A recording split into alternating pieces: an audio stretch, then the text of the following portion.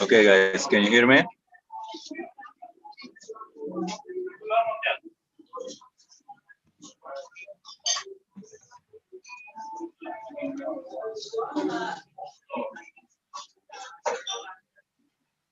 No, portanto eso no es.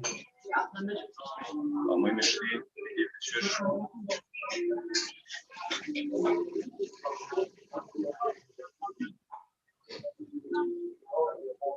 Okay, it's a bit noisy right now, so I'm just gonna try and go somewhere more quiet or fix it somehow, and then it only take me a second, I think.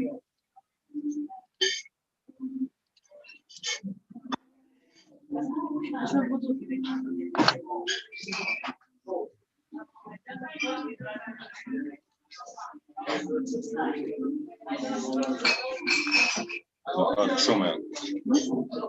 Шумы.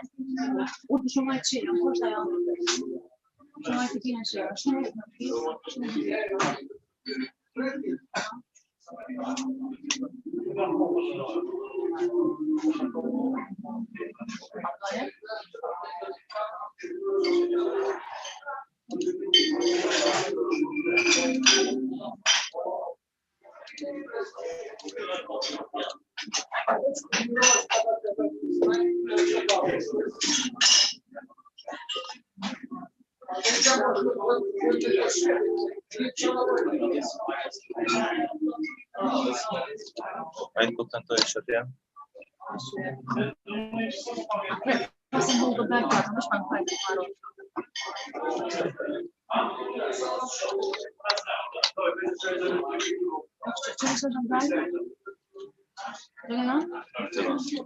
Vai do computador.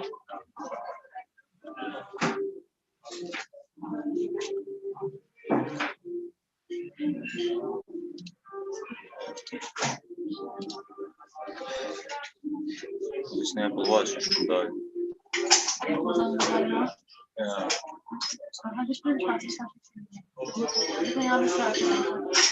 Yeah, this Apple Watch is not.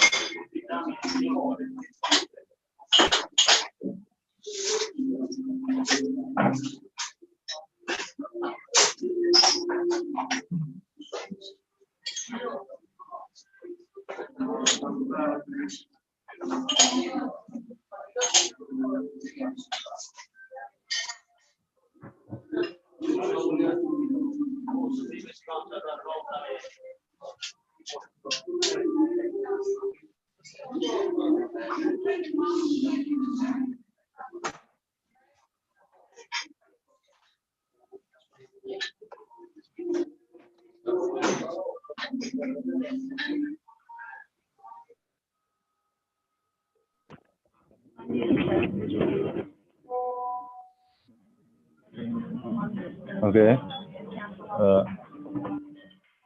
I think it should be fine now.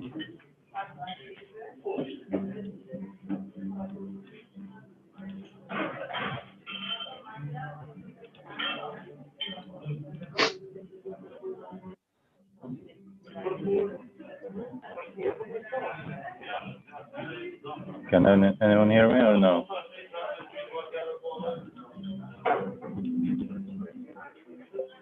No?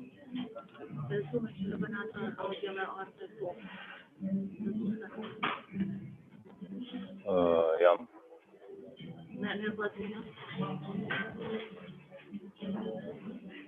So, I'm guessing the mic isn't working, or? Damn it.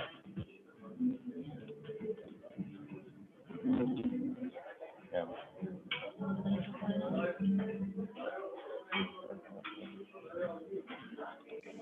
Now?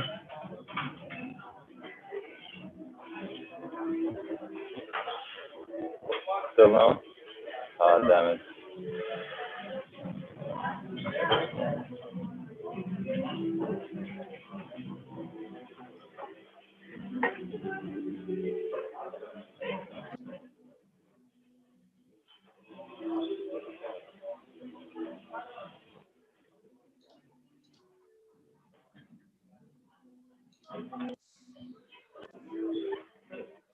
Test, test, test.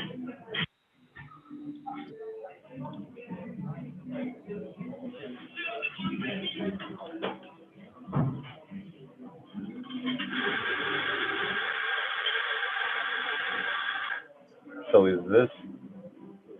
Okay, can you write in? Oh, you can hear you. Nazim, you can hear me, right? Okay, perfect. So it's my bad then. Okay, cool. So today's webinar is going to be on channeling. So basically, what I'm going to teach you is how to use the parallel channel tool in TradingView, and by that, how can we determine whether the movement is impulsive or corrective. And also, I'm going to show you several different methods on how to trade this formation. Okay, so first, before we start, I'm just going to give you a quick preview of the group. So right now we just made some different changes to the group. So besides the trading community, in the trading community, all the premium members are allowed to speak and ask questions, while the rest of the community is muted. On the other hand, the other channel, so the premium channel, is used for signals, which only the premium members can see. And eventually we're gonna start with some new market reviews and video stuff, but stay tuned because we haven't actually begun those. Okay, so let's go to Bitcoin. So I discussed, first of all, no, this doesn't have to do with channeling, but I've discussed this in a group, and I think Bitcoin will move higher from here. So some people in the group asked for my opinion on Bitcoin, and I'll just use the webinar to do it. So there are two possibilities I'm seeing right now. The first one is that Bitcoin bounces at the 0.618 fib, which it has already done so right here, and then goes higher. My next possibility would be that this is a flat, and this is another ABC. So Bitcoin will go down to 17K and then up. So in both scenarios, I think an upward move will follow, but I'm not sure whether this is the low yet. Basing on this structure, I'd say no. Actually, my first belief is that it's not, but I don't know. We'll determine that. Okay, so now the parallel channel tool.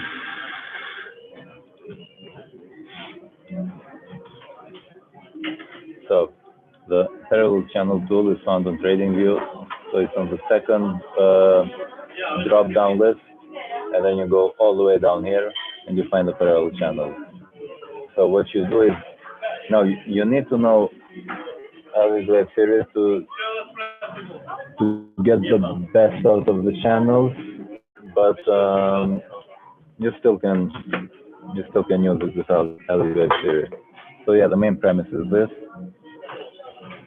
So you find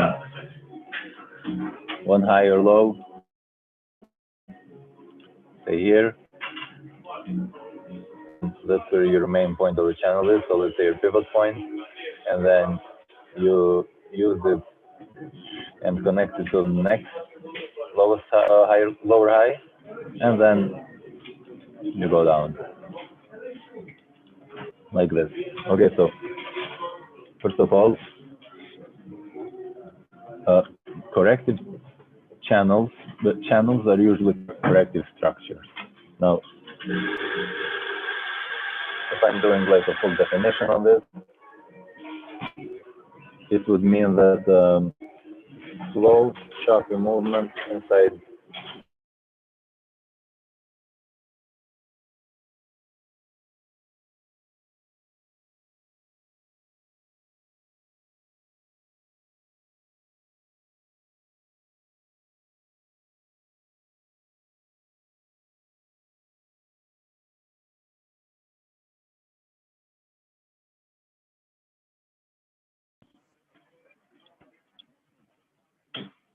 is a stream die, yes.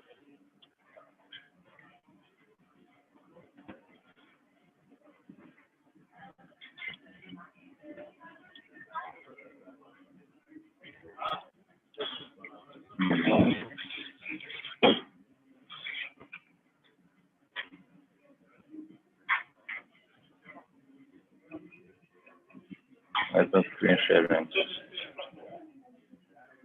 Okay, now it's fine. So, whenever I see movement like this, my first thought is that it's corrective. Now, what I mean by overlap is whenever price makes new lows or new highs and then breaks down from them. So, it is the case here.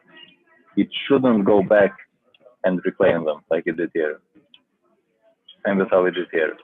Because overlap is a sign that these are corrective structures instead of being impulsive structures.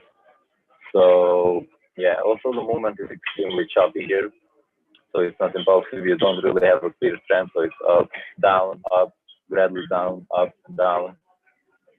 And so yeah, this is a sign that it's corrective. Let's go to some examples that I prepared. I think link and that. Okay. So link. I posted this trade in the premium channel. So again, there are two corrections here. So my the first one would be this. So this big one. Okay, so yeah, first thing, slow choppy movement contained within parallel lines is usually corrective. We went through that. Now,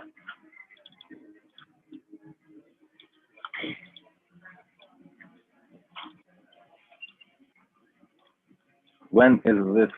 Yeah, I don't have a second screen, so this might take me slightly longer. Okay, now this is especially true when you have channel form in one direction after a sharp significant move in the other direction. So, in the case of links, we had the sharp significant move downward. Here we need the log chart, and then we form the perfect channel, right? So, use the parallel channel tool. From here, you connect the most recent low, and then you move it upwards to connect the highs.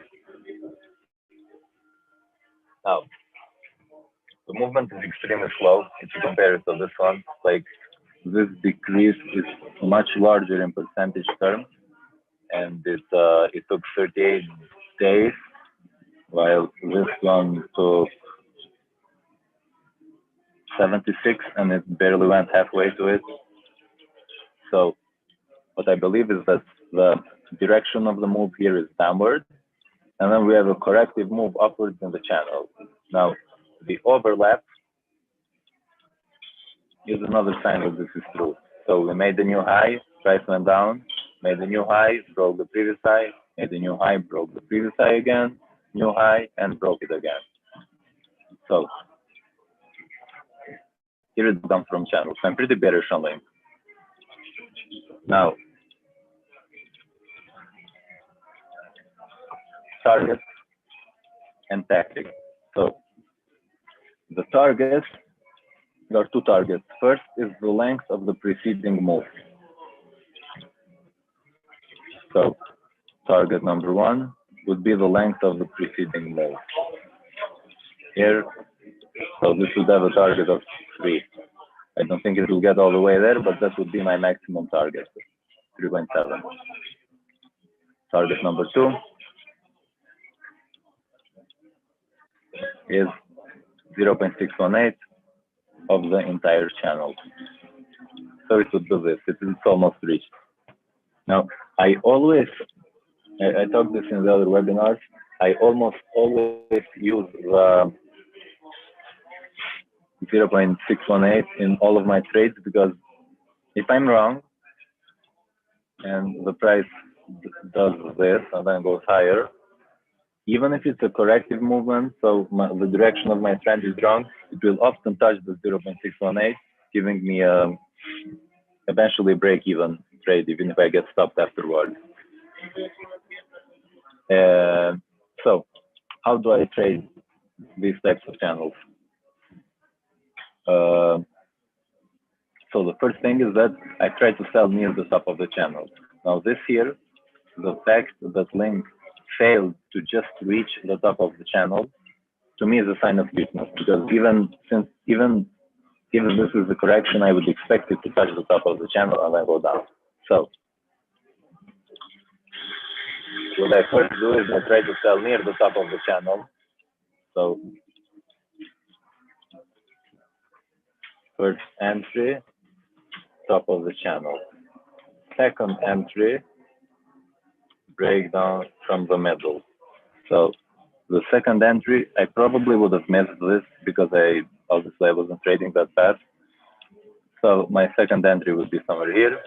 And then the third entry,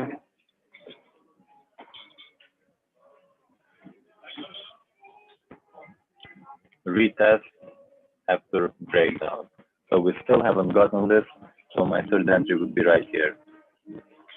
Now, the only thing I don't like about this third entry here is that it's very close to one of my targets, so the 618. But if I took the first two ones, I'd also take the third one, because then your average would be somewhere here.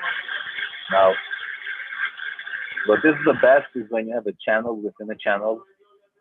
Now, Link, see, I think I did this in the group, just so you can see it real time. Link.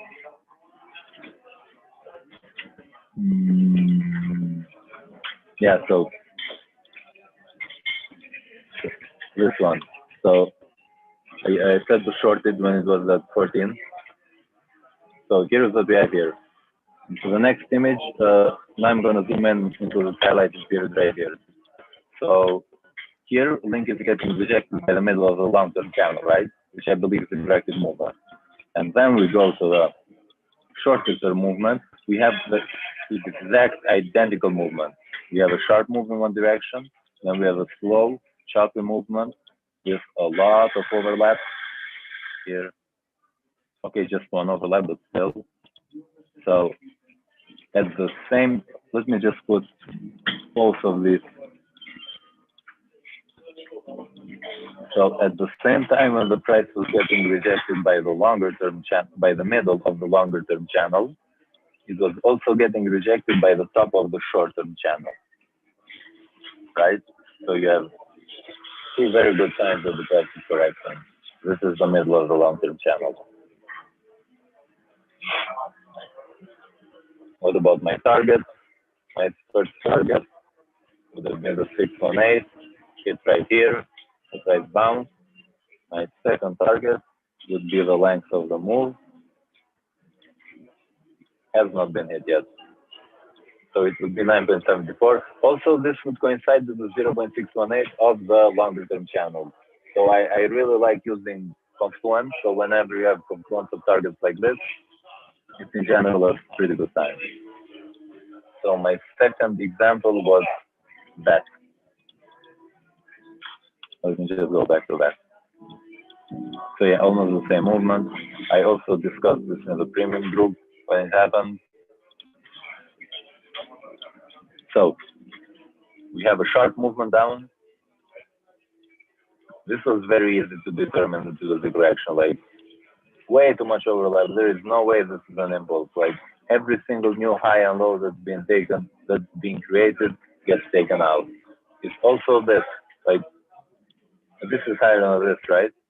And you can see that the price like barely failed to move above the half point of the middle of the channel, let alone just go to the resistance line of the channel. And it broke down afterwards. So in this case, like my first target is the top of the channel. I would have missed it because it didn't go to the top. Second would be sell the breakdown here, and third would be sell the retest here. Okay, so yeah, just a quick recap.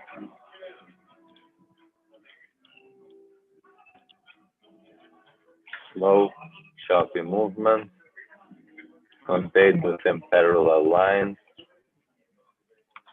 is often corrected.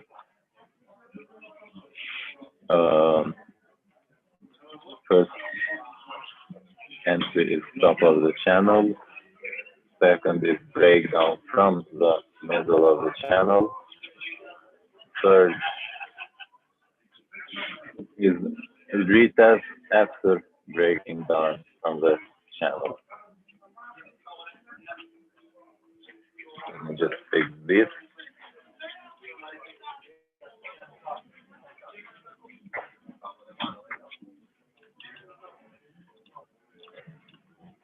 Target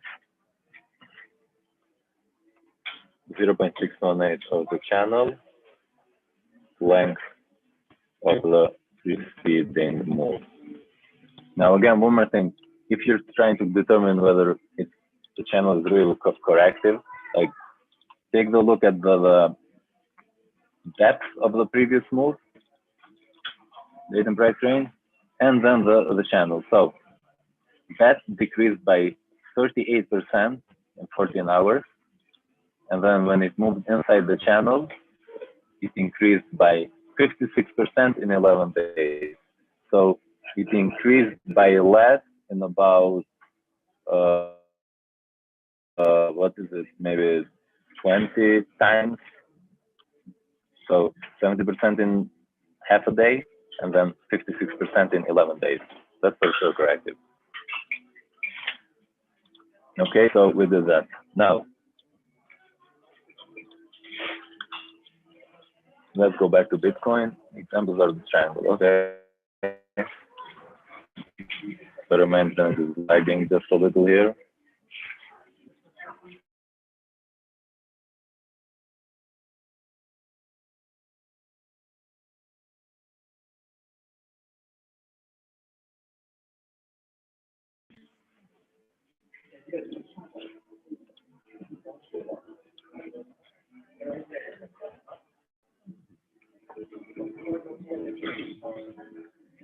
Okay, is everything back fine? Oh shit, it's lagged.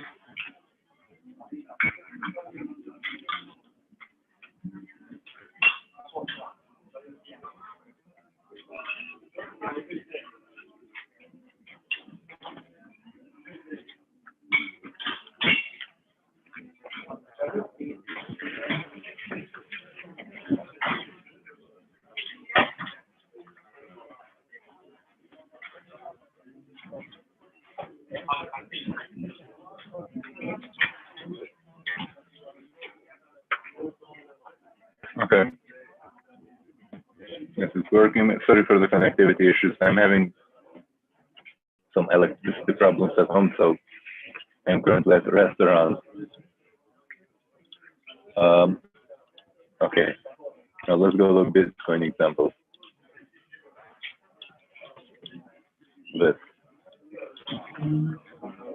Now, you can see this move here, right? It's also a perfect channel. So we have a significant downward move. And then, now the movement here is choppy. Not as choppy as the previous one. But it's not that slow. Right? But still, I thought this was the correction in the beginning. Now,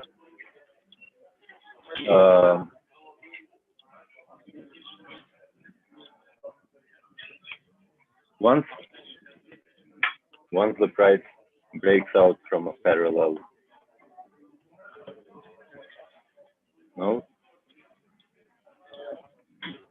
it's usually an impulsive move,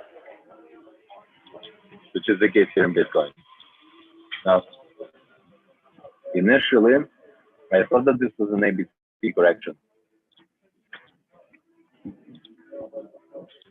Like this, if you were in the group, then I probably discussed this a lot. I thought that this was the correct pattern.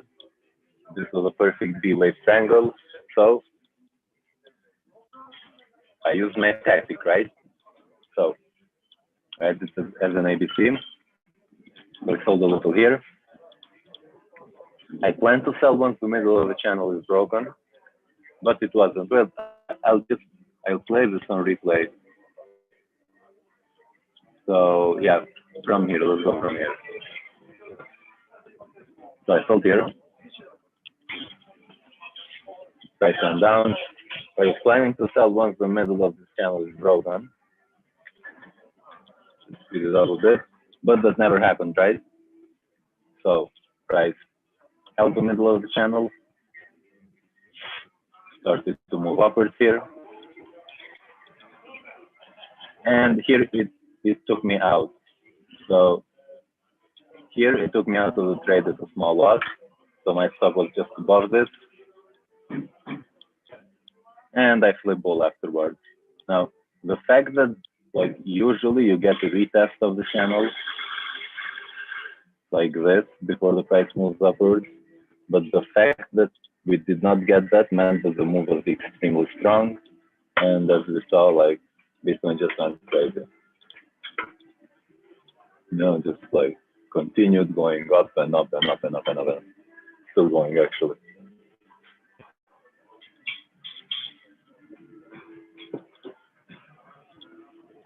So once the price breaks out of the parallel channel, then your correction idea is probably wrong, and you should flip in the other direction.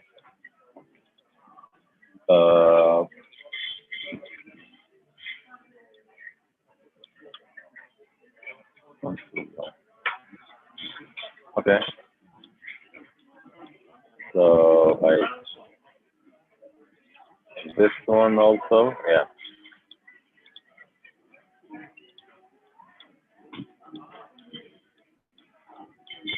Now this one, again, this is a lot easier to determine that it wasn't a correction, because first, it's not coming after a significant move down, and it's not slow, like it's pretty fast. So yeah, this one is easier to tell that it wasn't a correct structure.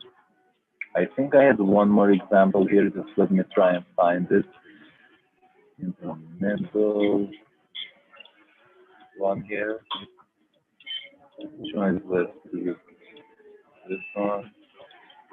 No, there should be one more, right? Oh, it's in lower time frames, my bad. No. It's this one, yes. I thought this was, okay, this was actually, I didn't trade this, but this would have been a lot easier to trade. So first of all, this move looks more corrective than this one, because you can see that this is an impulse, right? So I never actually thought that this was a corrective structure. Like this looks a lot more, you have much more overlap. And this is the overlap thing, right? Once this high here was broken, the price never returned. So you draw a corrective channel, the price breaks out, it validated it twice, 3 times actually, I missed one.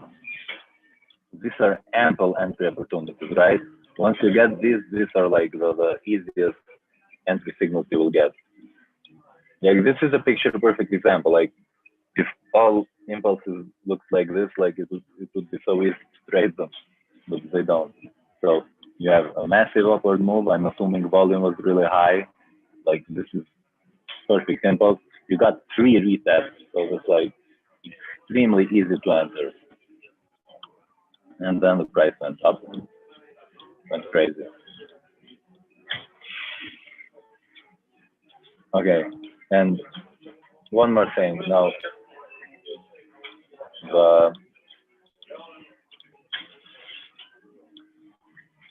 here,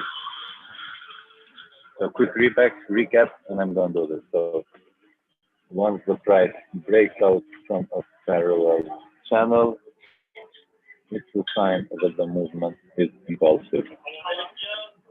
Retest of the same channel are entry opportunities. Now, if you can determine if these are waves 1 and 2, right?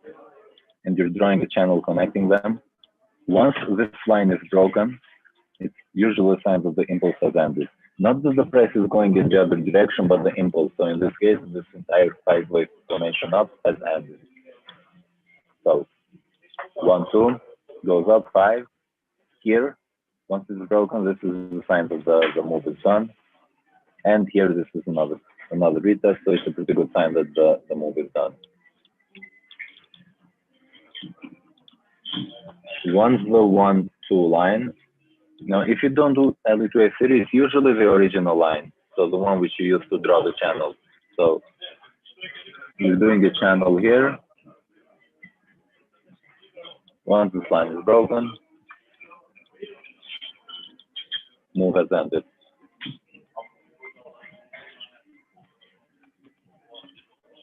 Okay, so I'm just gonna leave this here for a second. Okay, perfect. So just like this, once the 1, 2 line is broken, the upper move has most likely ended. That's also done. Now we're going to talk about the 4th wave fallback. This is one of my favorite setups in crypto, but you need to be relatively good at LE2A series to do this. But once you do that, it's like somewhat easy to trade. Just I need to see where I have this channel. Okay, so the 4th wave fallback. Again, you need to use the channel for this. Like everything else in today's webinar. So this has to be a 1-2 wave count in order for this to work. Now, once the price breaks out of the channel here, this is the first retest, right? But okay, the 4th wave usually returns to the middle of a channel connecting waves 1 and 2. Now, the official theory is that it returns to the middle of the channel, but I don't know. I found that the entire area from the top of the channel to the middle of the channel can be used as an entry signal. So 1, 2. That's a 1, 2, 3, 4, 5. And we have some doubles A, B, C. Probably like this. A, B, C. So in this case, this entire area right here would be a very good entry point. So from 215 to 185, I would just like match up the buy order. Now the reason why I like this trade is that because of LE wave rules, obviously, wave 4 cannot enter the territory of wave 1. So your stop is right here. I like trades which have extremely well-defined stop losses, so it takes a lot of the subjectivity out of the trade. So once this is hit, then you're out of the trade.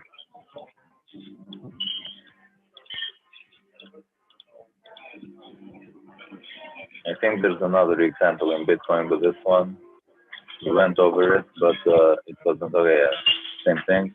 Here we touched exactly the middle. So 1, 2. We have a weird 1, 2, 3, 5 formation. Now doing this in real time, this would have been, I think it went like this, 4, 5. But in this case, wave 4 returned right here. Now, why I like these formations again, like this stop is not far away. Somewhat.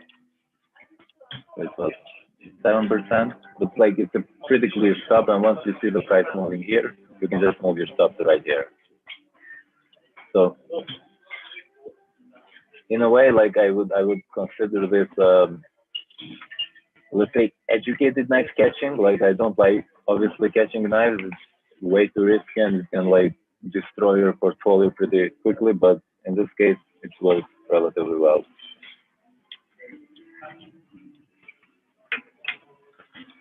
Okay, so I'm going to use the same F and Bitcoin examples now.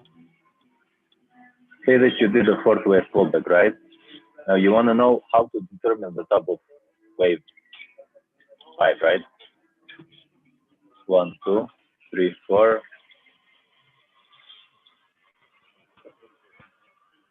Just a second. Okay, so 1, 2, 3, 4, and you want to determine what the top of wave 5 will be, right? So how to do it? Use a parallel channel connecting wave 2, 4 and wave 5, often finish at the middle top of the channel. Okay, and project it to the top of 3. This might seem daunting at first, but it's not. Just like you work with what you have, right? So right here, you have 1, 2, 3, wave 4 here. So how to determine where wave 5 will end, right? Parallel channel, you can have 2 and 4, like this, and then you project it to the top of 3, like this. Now you just extend it. And as you can see, the price wave 5 ended very, very close to the middle of the channel. So probably you would have sold here. This was the first touch. It's a valid wave 5. Here again, and here again.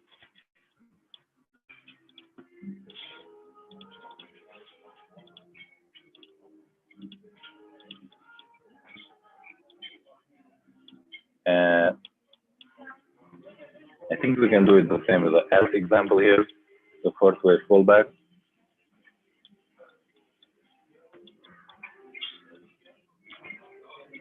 Okay, so we had 1, 2, 3, wave 4 ended here, started going higher. You think this is the beginning of wave 5. What do? You draw a parallel channel connecting 2 and 4 and project it to the top of 3. Afterwards, you extend this.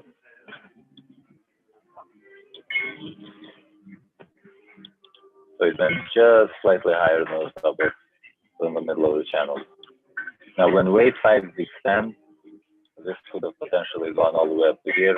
I rarely see a wave 5 that actually breaks from here and goes high, but I mean, yeah, it's crypto, so you can sometimes have those movements. So basically, when you're trying to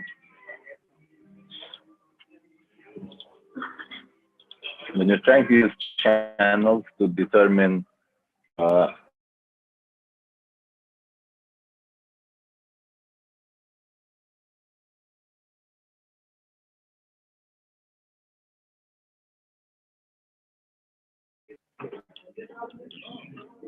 yeah, 1, 2, you go here.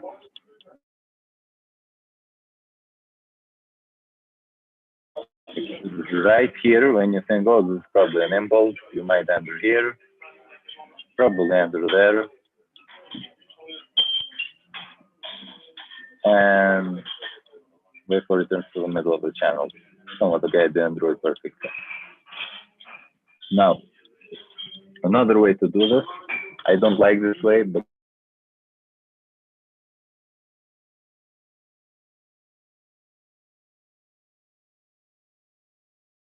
next waves 1 and 3 and project it to 2. Extended, projected. Actually, this one works better in this case. So 4 ended right here. So, in order to find wave 4, connect 1 and 3 and project it to 2. In order to find wave 5, connect 2 and 4 and project it to 3. So you might make the connection with even and odd. So 4 is an even number. So in order to find the wave 4, which is even, You connect the odd ones, then you project it to the other even ones. In order to find wave 5, which is odd, you connect the even ones, and then you project it to 3. For me, this is the alternative, but connect 1 and 2 for drop in the middle of the channel. Now, again, I really love Confluent, so you can just use both, right? So connect 1 and 2, take it higher, middle of the channel. So the point, the place right here, this would be my ideal entry, right? So it's the middle of the first channel, the long one, and the bottom of the other one, right? So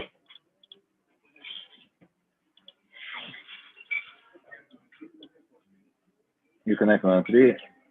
Now in this case, you just extend this. It turned out to be the same channel, and the middle of that is the top of wave 5 usually. So like this, you connect here, and the middle is top of wave 5.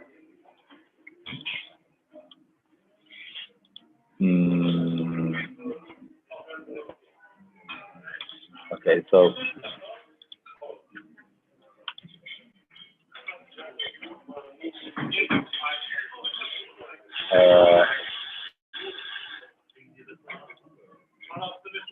let's just go through all the other examples. Like, just to see that this works with the majority of them, right?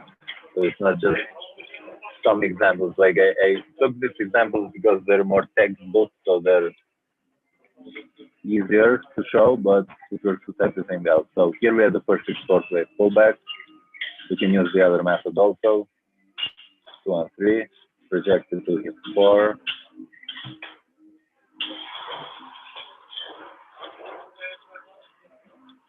It came pretty close, right? And then you connect 2 and 4.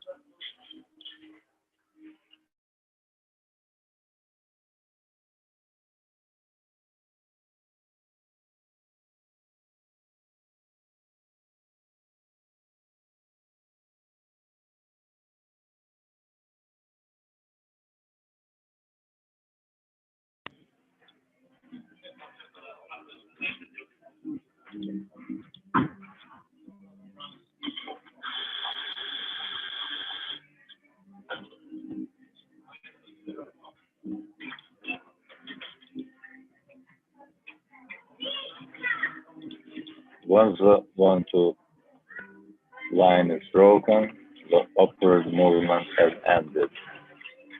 Once the 2, 4 line is broken, now these aren't mutually exclusive, but the second one will give you a better target. Not the better target, but the better entry. So once the 2, 4 line is broken, I'm going to move the first one for just a second. The upward move has ended.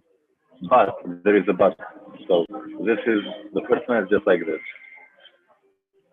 But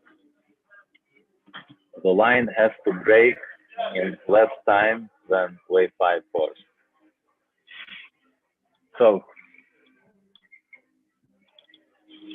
wave 5 here took 19, 20 days, and the line was breaking in 4 days. So here you know that the upward move is done, about here somewhere. And this next move, here it's confirmed that it's done. So maybe entry here, first entry, here second entry, right? Let's do the same thing with all the other examples that we took. So let's go F.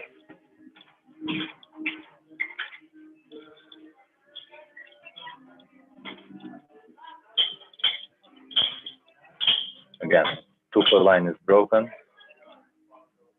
The trend has ended. It doesn't matter if it goes back in the channel. Once it's clearly broken, so here, then it's done.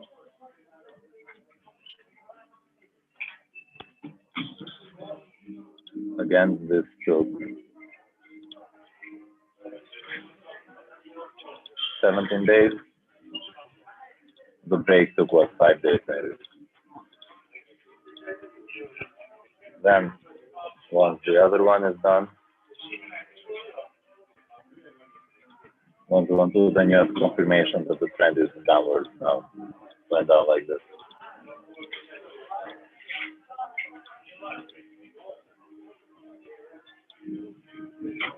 Now, the final thing for today is how to determine, when you have an ABC correction, how to determine the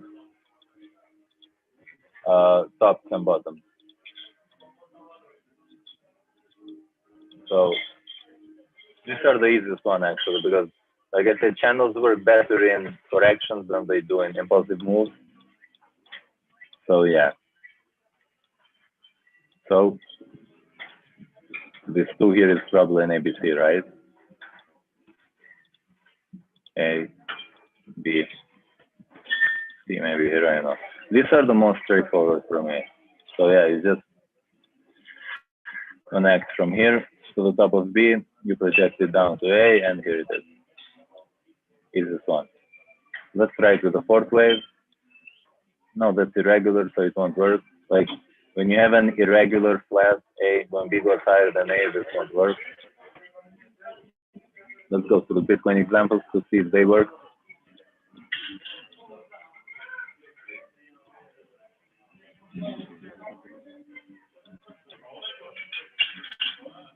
This is probably an ABC, like this. Or the previous ones. Okay, so here, again, probably an ABC, A, B, C. We draw a channel connecting top of B, we project it down here, and C has our perfect target. Wave 4, ABC probably. Okay, it didn't touch the target, but it hit the middle. Sometimes happens. But once the channel breaks, then you know the move is done.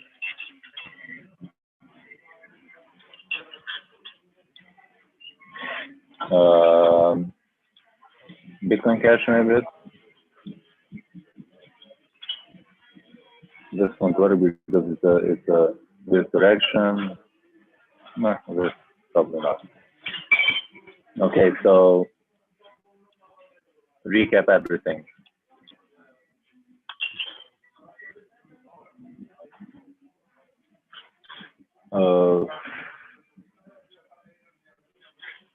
Slow movement beside parallel lines is often corrected. Breakouts from parallel lines or a sign that an impulse is forming. So these are the two basics, the most basic, right? So movement beside parallel lines is corrective. Breakouts from parallel line are signs that the impulse is forming. Projection. In corrections, you draw parallel channel connecting the high to A and project it to find C. So, wait, let me draw them. So, when you have A, B, C, it usually goes like this. Usually. So, and then the one for the recap, sorry. When you have a channel like this, and you have this type of slow movement with a lot of chop,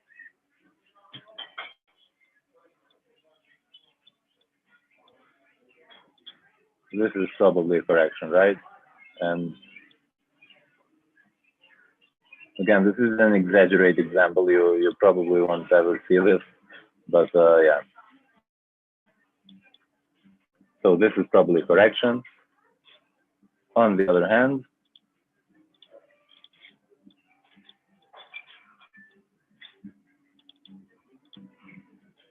When you have something like this, it's probably an impulse and will go higher. Oh, sorry, scratch the last one. So like this. And this would be your entry point. Now, projection. Now,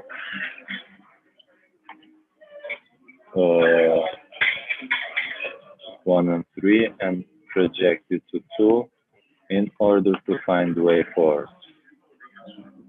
And connect waves 2 and 4 and project them to 3 in order to find wave 5. So what I mean by that is if you have 1, 2, 3, 4, 5,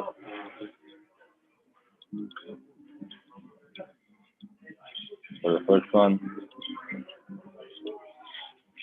not like this, sorry, you connect 1 and 3 and you project it down here, and it's usually 4 will land here.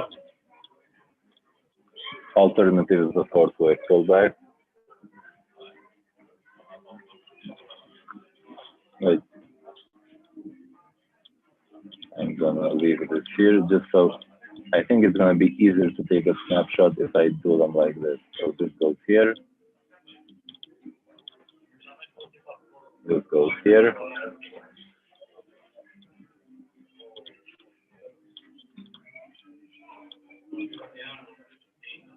Now we have another one. Connect wave 2 and 4 and project them to 3 in order to find wave 5. So again, you have something like this. 1, 2, 3, 4, and 5 goes up here. So these two are similar. Actually, in a lot of cases, it goes to the middle of the channel.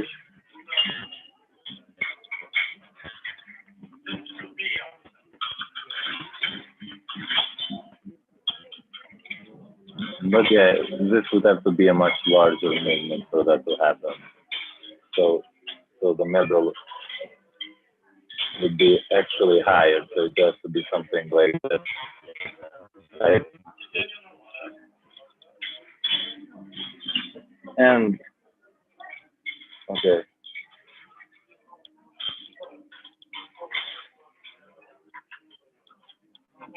So these are the 5 ones.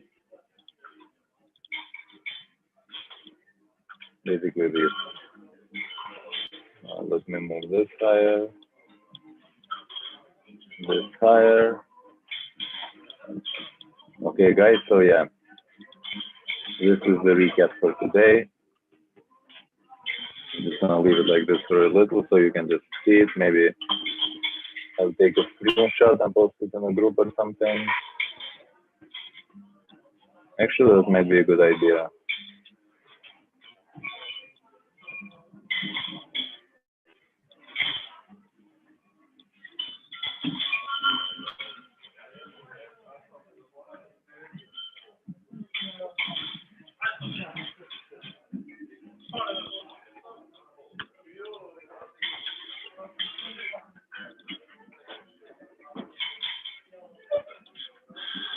So then here's the trading community.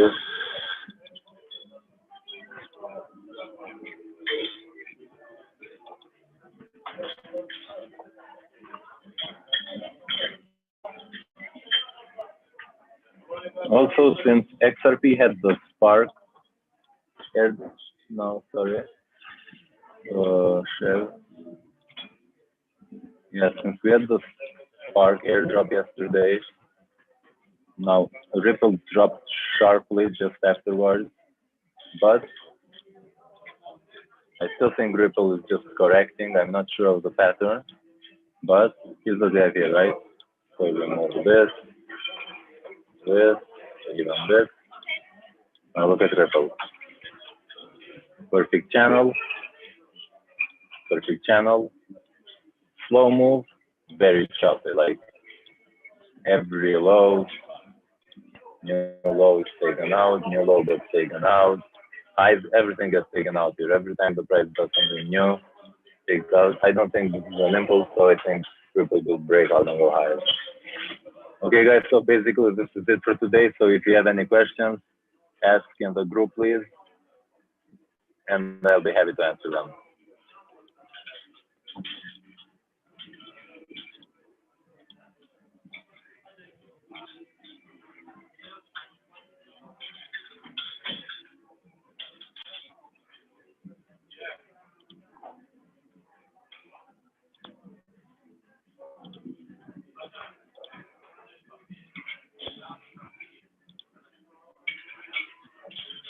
Nothing? Okay.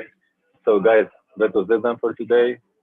Thanks for being a part of the webinar, and I look forward to seeing you next week. Bye.